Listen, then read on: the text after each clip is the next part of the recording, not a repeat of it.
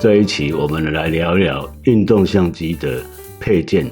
哪些是智商税，哪些又是必备的，以及他们的使用的小技巧，以及他们的优缺点。好，接下来我们就来开箱。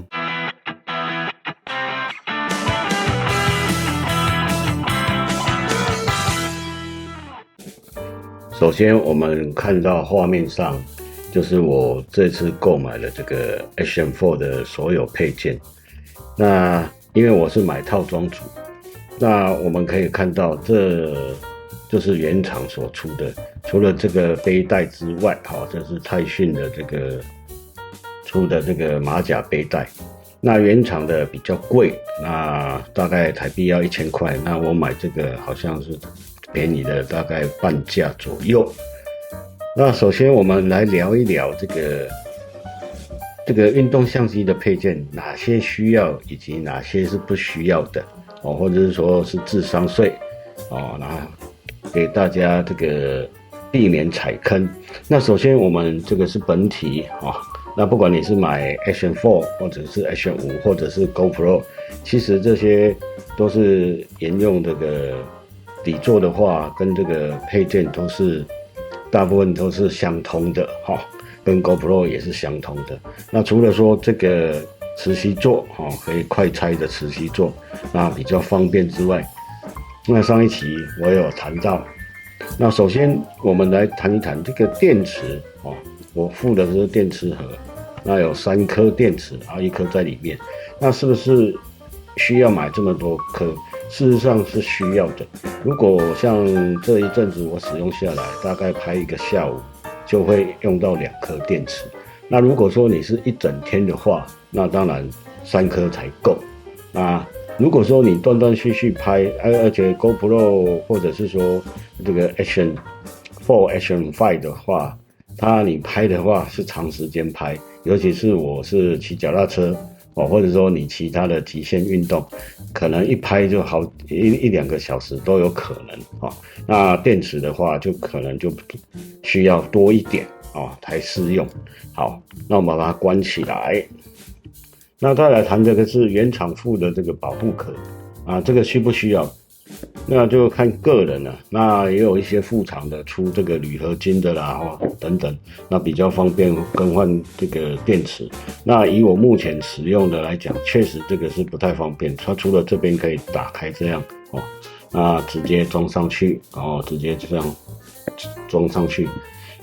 那这个就看个人了，我是觉得我不需要那再来就是这个曲面的底座，这是给这个安全帽使用的，不管你是骑摩托车或者是骑脚踏车那个曲面都可以使用。那其他的像这个其他的像是车把的底座啦等等，或是比较特殊的底座，那需不需要？其实是看个人的使用情境来讲。好，那我们首先来聊一聊这个马甲背带的部分。那我们可以上画面看到的是说，这个马甲背带，如果你勒得不够紧比如说你没有把它松紧带没有把它跟你身体密切接触的话，它会有所松动。那虽然说那个运动相机重是不太重没有错，可是它还有一定的重量。那如果说你勒得不够紧的话系得不够紧，那有可能会造成晃动。那画面上我们就可以看到说这个画面会有一些抖动一下。那其实勒紧的话，正常的是会，如果走路的话是会上下浮动没有错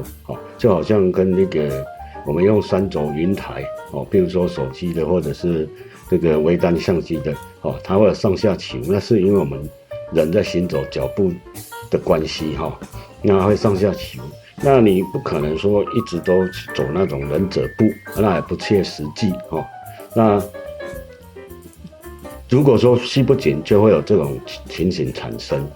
再来聊到就是这个自拍棒，那这自拍棒上一期我有谈到说这个握持的方法。那最好这个握持的方法就是，你尽量肩膀身体放松，手握握实就好，也不一定说要握得太紧。但是如果你斜的角度太大，那也有可能会造成抖动哦。那抖动的话，画面也是一样。我们来讲的话，就是它不是抖动而已，而是画面会，错影都会产生哦。抖动之外，错影会产生，这是它要使用上的注意的一点。那确切来讲，其实自拍杆也是需要的，因为当然这个我的感觉是你握得好，那如果说你是自拍哦，加上这个走动的幅度注意一下，好慢慢走，那其实它也是蛮稳定的。那因为这个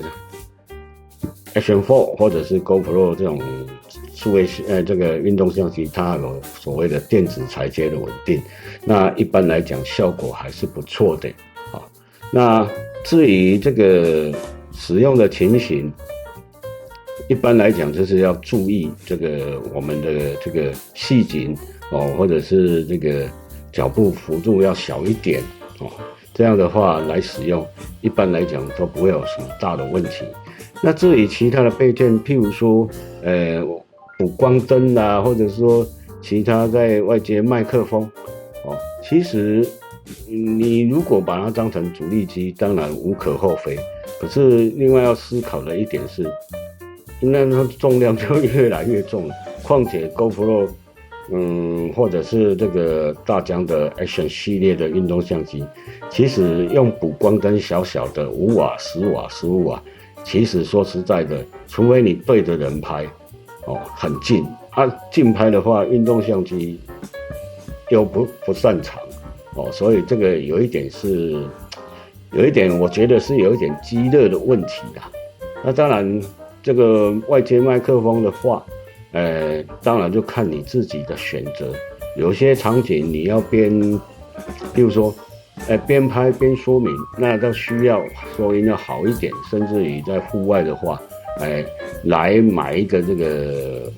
外接的麦克风哦，或者是说无线的哦，这个会比较好。那收音的音质也会比较好，这个就值得投资哦。那今天跟各位介绍的这些配件，是我自己的使用心得。那如果你有更好的这个建议，或者有新的配件，哦，欢迎在底下留言。好，那今天就说到这边，谢谢各位，记得订阅哦，拜拜。